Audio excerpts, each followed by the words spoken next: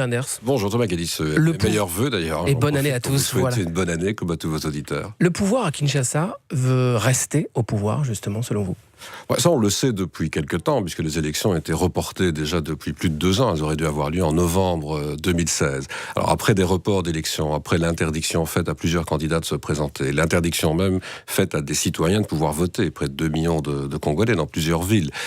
Maintenant, on assiste à un certain cafouillage pour l'annonce des résultats. Donc on sent qu'il y a une volonté de garder la main, de ne pas abandonner le pouvoir. Mais ce qui est très important aujourd'hui, je dirais, c'est 2 choses. D'une part, c'est de rétablir l'espace public au Congo. Vous savez qu'Internet est toujours fermé, que pas mal de journalistes n'ont pas accès, que des notamment chaînes la RTBF. Notamment la RTBF, que des chaînes d'information ont été bloquées.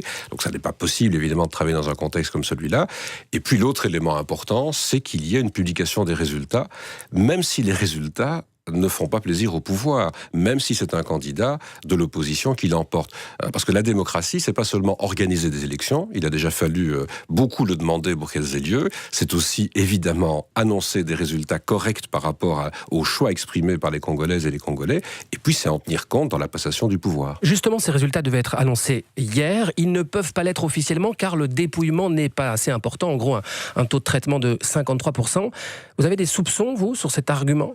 J'ai beaucoup d'inquiétudes, en tout cas. On n'a pas d'éléments très concrets, puisque, comme vous le savez, les relations sont très difficiles avec Kinshasa depuis pas mal de temps. Nous avons toujours maintenu une ligne politique très claire. Vous parlez quand même d'un cafouillage, donc ça veut dire que certains essaient de tricher avec les résultats. Ça veut dire en tout cas que nous n'avons pas pu organiser d'observation internationale réelle. Donc, ni l'Union européenne, ni les États-Unis, ni les Nations unies. Il y a eu un peu d'observation de l'Union africaine et de la SADC, donc de l'Afrique australe, mais il y a surtout eu de l'observation interne. Et cette observation, elle est le fait de la CENCO, la conférence des évêques. C'est elle qui avait déjà organisé un accord entre la majorité et l'opposition à la fin de 2016. Les élections auraient dû avoir lieu en 2017, ça n'a pas été le cas.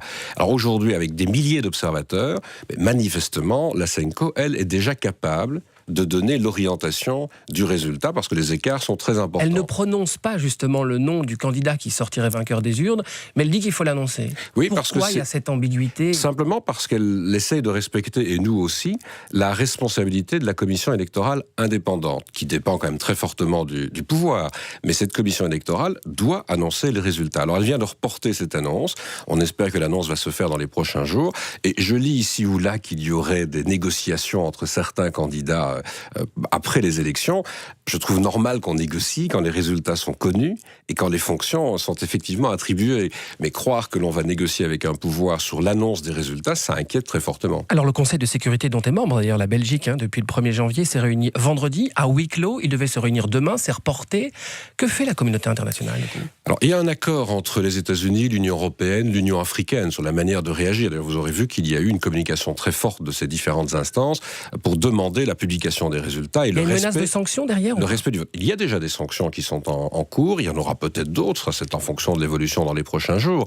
Mais ce qui est surtout très, très important, c'est de constater qu'il y a cette véritable demande. Alors évidemment, on sait aussi qu'au Conseil de sécurité, il y a d'autres membres que ceux que j'ai cités. Quand vous discutez de la tenue des élections et de la manière dont on doit apprécier des élections avec les autorités chinoises ou russes, ça n'est peut-être pas exactement la même appréciation que la nôtre. Mais cela étant, il y a vraiment une pression très forte aujourd'hui, y compris du Conseil de sécurité, pour dire les résultats doivent être publiés et ces résultats doivent être conformes aux choix exprimés par les citoyens. Et ce qui est important maintenant, c'est que les Congolaises et les Congolais eux-mêmes puissent apprécier si on respecte réellement leurs choix, si les élections se traduisent par l'annonce de résultats corrects. Et je crois que c'est important aussi que la région se mobilise. C'est le cas. Il y a eu des réunions des responsables des principaux pays voisins, parce que c'est d'abord au Congo et dans la région que les choses doivent bouger. Et cette attente permet peut-être aussi à Kabila de négocier sur sa fortune, sur sa survie. Les grandes manœuvres en coulisses, elles ont commencé sur son sort à lui ? Il y a plusieurs années déjà, y compris lors de plusieurs visites en République démocratique du Congo, j'ai proposé, et il y a eu des débats au Parlement congolais, il y a eu des débats dans la communauté internationale, que l'on donne un statut à un ancien président. Mais comme ça se fait dans beaucoup de pays, vous savez, dans beaucoup de pays, y compris en Europe ou aux États-Unis, l'ancien président a un statut. Alors si on veut une transition démocratique, il faut effectivement garantir un certain nombre d'éléments, en termes de sécurité notamment, au président sortant. Ça me paraît évident jusqu'à une certaine limite. On ne peut pas lui garantir l'impunité. Il y a évidemment évidemment des faits qui peuvent être toujours reprochés, mais on doit au moins garantir que quand on parle de transition démocratique pacifique, ça joue dans les deux sens, et que le pouvoir ne doit pas user de la force à l'égard des candidats ou de l'opposition, mais il faut évidemment que si une opposition remporte les élections, elle ne se lance pas dans de la vengeance ou de la vendetta. C'est ça la transition démocratique. Alors ça peut faire l'objet d'une discussion entre majorité et opposition, mais pas les résultats de l'élection. La démocratie, c'est aussi annoncer correctement les résultats. Et en coulisses, il y a toujours aussi un bras de fer diplomatique, notamment avec la Belgique. On notera quand même encore Bart Ouvry, un Belge, ambassadeur de l'Union européenne à Kinshasa, qui a été expulsé. Du coup, un poste diplomatique a aussi été ouvert à Brazzaville, de l'autre côté du fleuve, en face de Kinshasa. C'est pour protéger les Belges, tout ça, en fait? Mais nous sommes très présents dans toute la région, et depuis longtemps, on sait que, vu la communauté belge importante au Congo, nous avons toujours eu des plans de contingentement, comme on les appelle, c'est-à-dire des mesures à prendre en cas de troubles dans le pays ou d'insécurité.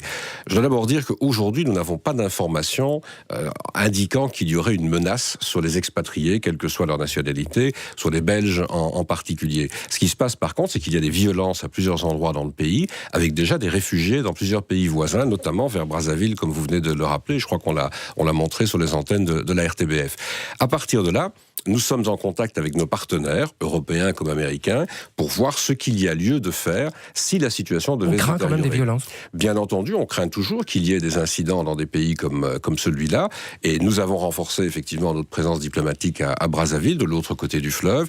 Nous avons aussi renforcé notre collaboration avec plusieurs pays de la région. Certains en Belgique croient que le Congo est encore une colonie. C'était les propos de Kabila, justement, dans une interview au Soir récemment. Il y a toujours un problème diplomatique Il y a toujours un problème d'amour-haine entre des pays anciens colonisateurs et anciens pays colonisés. Mais de quoi se mêlent les Belges, en gros, dit le président? Oui, je vois ça ailleurs. Vous savez, il y a parfois des tensions entre l'Angola et le Portugal, et on pourrait parler de d'autres pays en Afrique. Moi, ce que je dis simplement depuis très longtemps maintenant, depuis plusieurs années, c'est qu'il faut que l'on respecte la Constitution, en République démocratique du Congo comme ailleurs, et dès lors que l'on donne la possibilité, non pas aux Belges, aux Européens, aux Américains ou à la communauté internationale, aux Congolaises et aux Congolais de choisir leurs dirigeants. Parce que c'est ce qu'ils ont voulu.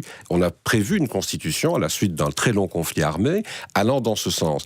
Et pour ça, il faut organiser les élections. Il a fallu plus de 2 ans, je le répète, pour qu'on puisse y arriver. Et puis, il faut organiser la transition dans de bonnes conditions. Mais c'est vrai que cette transition passe aussi par finalement des mesures de protection ou de sécurité pour les sortants. Sinon, nous n'aurons jamais cette transition. Didier Reynders, vous avez passé aussi votre week-end à tenter de démentir une fake news. En gros, à un moment donné, parmi les gilets jaunes, certains messages sur Facebook ont circulé à partir de samedi soir, comme quoi une ressortissante belge, serait décédée dans des manifestations à Paris. Vous avez du coup communiqué hier que ce n'était pas vrai, que vous n'aviez aucune information sur une famille endeuillée. Qu'est-ce qu'on peut faire en tant que ministre des Affaires étrangères face à une telle fake news? Il y a plusieurs éléments. Le premier, c'est d'abord de vérifier. Je ne peux pas réagir immédiatement. Donc, ce que nous avons fait, c'est demander dès le samedi à notre ambassade et au consulat de vérifier à Paris la situation. Tout était faux. Tout était faux. En tout cas, nous n'avions aucune indication des services français comme quoi il y aurait eu non seulement un décès, mais même une personne blessée parmi les manifestants venant de Belgique. On a revérifié le dimanche matin, parce que la manifestation s'est prolongée assez tard le samedi.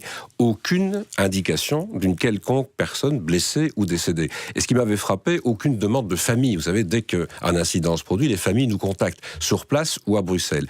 Ça, c'est le premier élément. Donc, j'ai confirmé effectivement que nous n'avions aucune indication en la matière. Le deuxième élément, c'est de dire qu'on a autre chose à faire. Il faut bien se rendre compte que dans des périodes de tension comme celle-là, que ce soit les services de sécurité à Paris, les services de soins également des hôpitaux, mais aussi les affaires étrangères, ont autre chose à faire que de vérifier de fausses informations. Vous pourriez intenter des actions judiciaires vis-à-vis de faux témoignages? Je crois qu'il y a vraiment une réflexion à mener. Je ne sais pas si le parquet a déjà, sur base de ces éléments-là, la capacité de mener une action judiciaire. Ce que nous allons en tout cas vérifier, c'est si c'est le cas. Il y a probablement alors effectivement des mesures à prendre. Sinon, il y a un débat qui doit avoir lieu au Parlement. Parce qu'on va trop loin aujourd'hui dans la diffusion de ces informations. Je signale d'ailleurs qu'elles ont été reprises, bien sûr avec certaines précautions, mais quand même à la une de plusieurs sites d'information importants en Belgique. Ça veut dire que des milliers de personnes, moi j'ai vu un faire-part de décès sur Internet. C'est quand même très concret. Un monsieur qui pendant 4 minutes pleure une personne perdue. C'est quand même très étonnant de pleurer quelqu'un alors qu'on ne sait pas du tout ce qui s'est passé. Et à partir de là, des milliers de personnes qui ont parfois envoyé leurs condoléances. Je dois dire que cette un scandale de voir cette situation. Et moi, je ne me satisfais pas d'excuses a posteriori. C'est vraiment un peu facile, une fois que nous avons démonté l'information, de venir dire « je suis désolé de ce que j'ai fait ». Il y a des éléments qui vont trop loin aujourd'hui sur les réseaux sociaux. On le sait en politique, ça arrive régulièrement, mais on le voit aussi dans une situation dramatique. On va revenir sur le terrain politique pour une dernière question. Vous êtes donc vice-premier d'un gouvernement décidé définitivement en affaires courantes jusqu'aux élections. Ça va être quoi la priorité de Didier Reynders? Parce qu'on sait qu'il va falloir négocier chaque dossier maintenant avec le Parlement. Ça va être quoi votre priorité? J'ai d'abord une priorité, c'est de gérer le département dans lequel je me trouve, ou les départements. Un dossier sur lequel il faut avancer et qui pour l'instant est en rade. Vous venez d'en parler. Le dossier sur lequel moi je veux avancer, il n'est pas en rade. C'est notre présence au Conseil de sécurité des Nations Unies. On doit jouer notre rôle pleinement sur la scène internationale. À côté de cela, c'est de voir comment, avec les 3 partis de la majorité, qui est minoritaire aujourd'hui, on peut forcer des débats au Parlement. Il y aura un équilibre à trouver entre le gouvernement et les groupes parlementaires qui voudront soutenir la création d'emplois ou la lutte contre le changement climatique ou la défense du pouvoir d'achat. Sur la question congolaise, la démocratie, ce n'est pas seulement organiser des élections, c'est aussi annoncer des résultats corrects. Didier Reynders qui exprimait son inquiétude ce matin dans Matin Première. Bonjour Sophie Brems. Bonjour Mehdi, bonjour à tous. Ravi de vous retrouver ce matin. Et bien ce matin, dans Jour Première, on va évoquer ceci. Je crois que ce gosse a tué. Il est coupable, c'est mon impression. Enfin, on n'a pas prouvé le contraire. Personne n'a prouvé le contraire. La charge de la preuve incombe à l'accusation. Je voulais simplement dire que... il a tué.